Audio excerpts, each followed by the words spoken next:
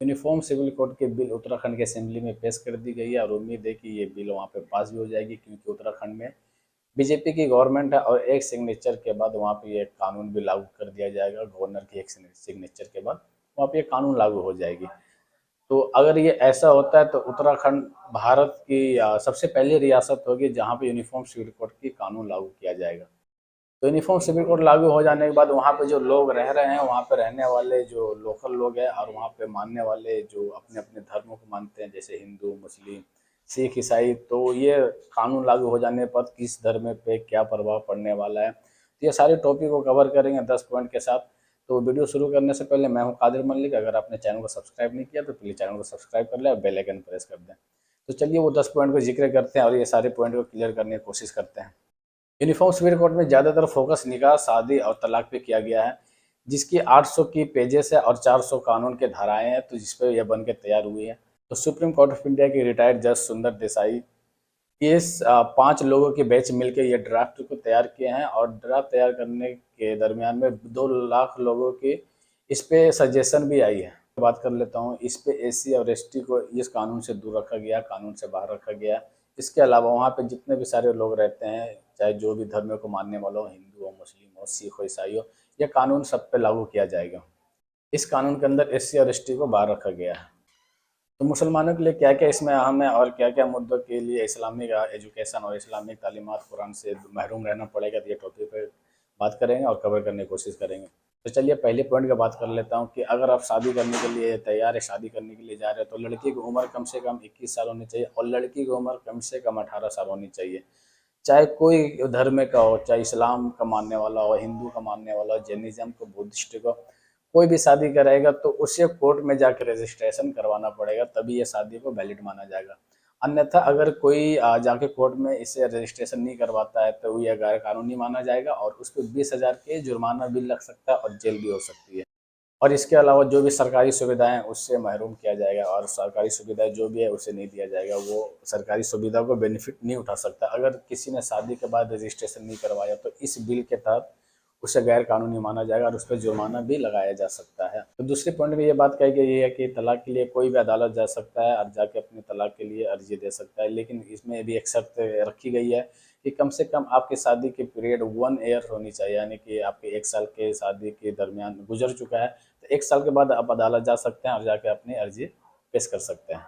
जिस तरह से इस्लाम में है कि आप शादी के बाद कोई भी मर्द चाहे तो अपना वो तलाक ले सकता है और बीवी चाहे तो तलाक यानी कि खुला भी करवा सकती है, लेकिन इस कानून के बाद आप नहीं करा सकते हैं। आपको कम से कम 1 ईयर का गैप होना चाहिए। आप उसके बाद आप जाके अदालत में पेश करेंगे तब जाके आप अपना तलाक ले सकते हैं इस कानून के तहत। तीसरे पॉइंट में ये बात कही गई है कि आप किसी भी धर्म से जुड़े हुए हैं, आप किसी भी तरीके से शादी किए हैं, यानी कि हिंदू धर्म की शादी का रिवाज अलग होता है, मुस्लिम में अलग रिवाज होता है, निकाह किया जाता है, ईसाई में अलग शादी किया जाता है, अलग तरीके से शादी करते हैं, लेकिन आप किसी भी धर्म से हैं, किसी भी तरीके से आप शादी किए हैं तो आपको अगर जो आपको सेपरेशन चाहिए, आपको डाइवोर्स चाहिए, तलाक चाहिए, तो आपको कोर्ट ही जाना पड़ेगा और मिनिमम 1 ईयर की आपकी ड्यूरेशन होनी चाहिए, तभी आप कोर्ट जा सकते हैं। अगर मैं बात कर लूँ मजहबी एतबार से, इस्लामिक एतबार से या पुराने एतबार से, तो आपको भी पास परमिशन नहीं है कि आप तलाक ले सकते हैं, क्योंकि यह कानून लागू हो जाने के बाद आपको कोर्ट जाना पड़ेगा। आप अपने तरीके से, इस्लामिक तरीके से, यानी कि मुस्लिम पर्सनल लॉ जो बोर्ड है, आप उसके अकॉर्डिंग आप तलाक नहीं ले सकते हैं। आपको कोर्ट के पास जाना पड़ेगा, कोर्ट में जाकर अर्जी पेश करना पड़ेगा, तभी आप तलाक ले सकते हैं इस कानून के बाद। तो चौथी पॉइंट की बात कर लेते हैं। अगर शादी के एतबार से अगर आप मर्द हैं, आप दूसरी शादी करना चाहते हैं, तो आप तब तक शादी नहीं कर सकते जब तक आप अपनी पहली बीवी को तलाक नहीं दिए हैं और पहली बीवी का जो हक आपके ऊपर है उसे अदा नहीं किए हैं, तो आप शादी नहीं कर सकते हैं। और कोर्ट की तरफ से क्लीन चिट भी होनी चाहिए, तब आप जाके दूसरी शादी के लिए एलिजिबल है, दूसरी शादी कर सकते हैं। पांचवें पॉइंट में ये कहा गया है कि आप किसी भी तरीके से शादी करते हैं और ये यूनिफॉर्म सिविल कोड के रूल को फॉलो नहीं करते हैं तो आप पे 50,000 की जुर्माना और 6 महीने की जेल भी हो सकती है। यह गैर कानूनी के अंदर में आ जाएगा। छठी पॉइंट के एतबार से बात कर लूँ तो अगर आप दोनों में से कोई एक भी राजी हैं, हस्बैंड एंड वाइफ दोनों में से कोई भी एग्री है, तो आप शादी तब तक नहीं कर सकते जब तक इन दोनों में से किसी एक का डेथ, मृत्यु या इंतकाल नहीं हुआ। अब आप शादी करने के लिए तभी एलिजिबल हैं जब तक इनमें से किसी एक का डेथ हो गया हो, तो आप शादी कर सकते हैं। मुसलमानों को अल्लाह ताला ने 4 शादी की इजाज़त दी है, पर यह कानून लागू हो जाने के बाद आप 4 शादी नहीं कर सकते हैं। आपको एक ही शादी करने का एतबार है, आपको इजाज़त दी गई है। ये कानून लागू हो जाने के बाद आपकी 4 शादी करने का इजाज़त बिल्कुल तरीके से बंद हो जाएगी। 7वें पॉइंट से अगर मैं बात कर लूँ, अगर मर्द या औरत दोनों में से कोई एक भी गैर मर्द या गैर औरत के साथ हम बिस्तरी करता है, तो आप इस कंडीशन में कोर्ट में जा सकते हैं और अपने तलाकनामा को पेश कर सकते हैं, और इस कंडीशन में आपको तलाक पे मंजूरी मिल सकती है। और इस कंडीशन के दरमियान में आपका जो 1 ईयर से का पाबंदी है वो इस पर लागू नहीं होगा। इसी के साथ में एक एक कड़ी और जुड़ी हुई इस कानून के अंदर में, कि अगर कोई नामर्द यानी कि जो जिस्मानी थोड़ा सा परेशान है, कुछ प्रॉब्लम में है, वो अगर किसी लड़की से शादी कर लेता है, तो इस हालात में लड़की उसे तलाक दे सकती है और वो कोर्ट जाके अदालत जाके इसे अपना तलाकनामा पेश कर सकती है, और इस सिचुएशन में उसे तलाक दे दिया जाएगा। इस पे 1 साल की जो पाबंदी है वो नहीं लागू होगा, और ये आसानी से तलाक ले सकती है। तो 9वें पॉइंट के एतबार से बात कर लूँ, अगर कोई हस्बैंड या वाइफ अपने धर्म छोड़ के किसी दूसरे धर्म को जाता है, किसी दूसरे धर्म को अपनाता है, तो इस सिचुएशन में, इस कंडीशन में भी आप तलाकनामा पेश कर सकते हैं, आप तलाक ले सकते हैं, और आपका जो 1 ईयर का पीरियड है इस पे वैलिड नहीं होगा, आप तलाक ले सकते हैं इस कंडीशन में। 10वें पॉइंट की बात कर लूँ, तो इसमें जो है इससे प्रॉपर्टी की बात कही गई है। अगर जो आपके पास जो भी प्रॉपर्टी है, यानी कि हस्बैंड के पास, वाइफ के पास, तो दोनों का प्रॉपर्टी में आप दोनों का 50-50% का इसमें हिस्सेदारी होगा, ना ज़्यादा ना कम। तो आप 50% की हिस्सेदारी है जो भी आपकी प्रॉपर्टी होगी इसमें। यूनिफॉर्म सिविल कोड में एक और भी कानून आया है कि अगर कोई भी लड़का और लड़की लिव इन रिलेशनशिप में रहना चाहता है तो वो रह सकते हैं, लेकिन उसके लिए आपको गवर्नमेंट के जो पोर्टल उस पर रजिस्ट्रेशन कराना अनिवार्य है। अगर आप ऐसा नहीं करते तो आपको गैर कानूनी माना जाएगा, और उसके साथ में जो भी सरकार की सुविधाएं हैं वो आपको नहीं दिया जाएगा, जैसे कि और कोई शख्स आपको किराए पर मकान नहीं देगा, गैस आप नहीं ले सकते हैं, और भी जितनी सारी सुविधाएं हैं सरकार की तरफ से वो आपको नहीं मिलेगा और गैर कानूनी माना जाएगा। उसके साथ में आपके जेल भी हो सकती है या 25,000 की जुर्माना भी लग सकता है। इसलिए सरकार इस पॉइंट को देखते हुए लिव इन रिलेशनशिप में जो भी बंदे यानी लड़का लड़कियां हैं, तो उसके लिए सरकार एक नया पोर्टल लॉन्च करने वाली है। लॉन्च करने के बाद आप उस पर जाकर रजिस्ट्रेशन करवा सकते हैं और आप अपना रह सकते हैं। इसके अलावा आप सरकार की सारी सुविधाएं भी ले सकते हैं।